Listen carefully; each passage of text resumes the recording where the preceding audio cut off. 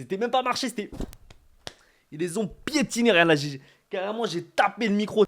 Ok, what's up mes ballers? J'espère que vous allez bien et bienvenue sur ma chaîne Magic Mike Curry. On va parler actualité NBA. Aujourd'hui, on va parler Golden State, Night, Luka Doncic, la grosse fessée qui vient de se passer à Boston, la frustration de KD, Cooper Flags. On va aussi parler de la personne la plus importante de San Antonio, non pas Wemby, mais Greg Popovich. C'est parti. Première actualité, qu'est-ce qui s'est passé? On a eu Golden State qui a mis une petite fessée à Dallas. On est sur 126-102 en termes de score. J'ai les stats. On a Curry qui a fait 30 points, 4 rebonds, 7 passes. Butler 18 points, 3 rebonds, 5 passes. Et Pods qui a fait 17 points, 13 rebonds et 2 passes D. Franchement, on est sur un perfect. Depuis qu'il y a Butler du coup au Golden State. Mon gars, Jimmy Bucket. On est sur, je crois, 4 victoires et 1 défaite. Donc c'est un très bon record depuis que Butler vient d'arriver. Après, même si je suis un fan des Warriors, faut quand même mesurer la victoire. Parce que du coup, il y a eu alors ni Gafford, ni Lively et ni Anthony Davis. Clairement, leur center, leur pivot, c'était Kessler Edwards, qui n'a pas fait beaucoup de minutes à Dallas. Donc, faut quand même mesurer la victoire, même si c'était une grosse fessée. Et ils en ont profité. À la fois, Curry a mis son petit night. Oh oui, dès la fin du troisième carton. Dès la fin du troisième carton, les amis. Et ensuite, Draymond. Vous le connaissez, il est très taquin. Il a aussi fait son petit night. Oh là là. Mais ça, c'est pourquoi? Parce que c'était une revanche contre PJ Washington qui les a bien nargués la dernière fois. C'est de bonne guerre, les gars. C'est de bonne guerre. Regardez le petit PJ qui les nargue là. Alors qu'il n'a même pas joué. Regardez-le. Il est encore en vêtements de civil. Ah là là, l'escroc. L'escroc.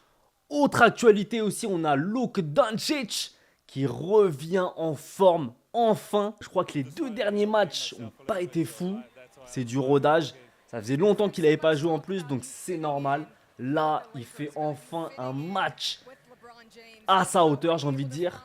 Contre Denver, on est sur 32 points, 10 rebonds et 7 passes. Et en vrai, tout a été fait pour, parce qu'il y a JJ Redick aussi qui n'a pas dormi depuis 2 nuits apparemment, c'est ce qu'il a dit, pour justement préparer le match contre Denver. Donc ils avaient intérêt à gagner. Et franchement, ça fait quand même plaisir de revoir un Luka Doncic en forme, comme à Dallas, dans son prime. Donc franchement, ça fait très plaisir. Il a même annoncé en post-conférence, après match de Denver, qu'il visait le championnat. Il visait la bague et rien d'autre. Donc on va voir après, est-ce que c'est juste du show? Parce qu'il fallait qu'il hype un peu les Lakers, en tout cas la fanbase des Lakers. Mais en tout cas, on va voir ce que ça va donner. On va voir si les promesses qu'il vient de faire vont se réaliser. Si on parle de l'actualité qui s'est passée dans les matchs d'hier, on est obligé de parler de la grosse fessée qui s'est passée à Boston. Même si ce n'est pas une grosse fessée à la fin du match. Il n'y a eu que 118-105 pour Boston contre New York. Mais si tu as bien regardé le match, Boston s'est baladé. Franchement, c'était une régalade. Défense inexistante. Ils marquaient tout. Tatum en feu. Porzingis en feu. Brown en feu. C'était une régalade. C'était un match où Boston les a marchés dessus. C'était même pas marché, c'était... Ils les ont piétinés, rien là. Carrément, j'ai tapé le micro tellement je suis chaud. Non, franchement, c'était abusé. Après, ils sont revenus parce que je pense que Boston... Voilà, ils sont un peu reposés. Ils sont bien remontés. Heureusement que Kat était là. Karl Anthony Towns. Mais sinon, franchement, c'était un match horrible pour New York. Pour vous dire, au niveau des stats, New York n'a jamais gagné contre les 3 meilleurs tops de la ligue. C'est-à-dire Cleveland, OKC et Boston. C'est pour vous dire qu'il y a un réel problème. Ils sont bons contre des équipes, on va dire moyen plus, et les équipes bas niveau. Mais sinon, le top 3, ils ont du mal Donc là, il y a un réel problème. On va voir ce que ça va donner pour la suite. J'espère qu'ils vont s'ajuster. Mais clairement, ça va être compliqué. Heureusement que Katz et Jalen Brunson étaient là. Mais où est Michael Bridges? Où est-il?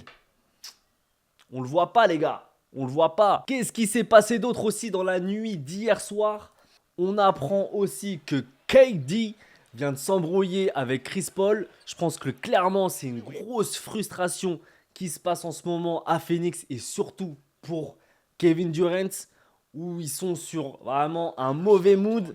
Pour vous dire, ils sont actuellement sur des stats. On est sur quoi? Sur 10 rencontres. Ils en ont gagné que 2, les gars.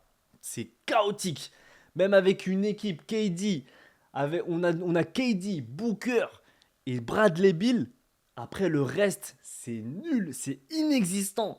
C'est ça aussi quand tu veux faire une super team. Tu prends que des top players, mais à la fin, il n'y a plus rien. Il n'y a plus rien pour faire une équipe.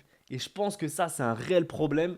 Tu le remarques, KD, à chaque fois qu'il fait une super team, ça marche jamais, à part avec Golden. Mais sinon, à Brooklyn, c'était nul.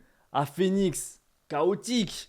Dans tout ce qu'il fait, ça ne marche pas. Donc là, il y a un réel problème, les amis. Avant-dernière actualité aussi, qui s'est passé, on vient d'apprendre que Cooper Flags, le prospect numéro 1 potentiel de l'année prochaine, ne viendra pas l'année prochaine en NBA.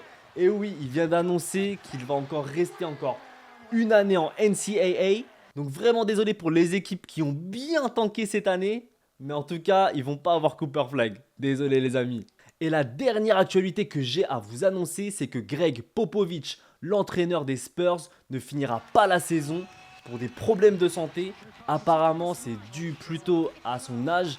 Il a quand même 76 ans, le boug.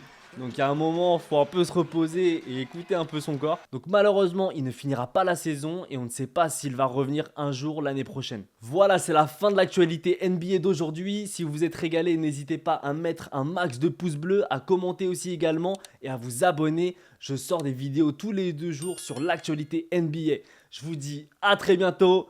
Ciao mes ballers!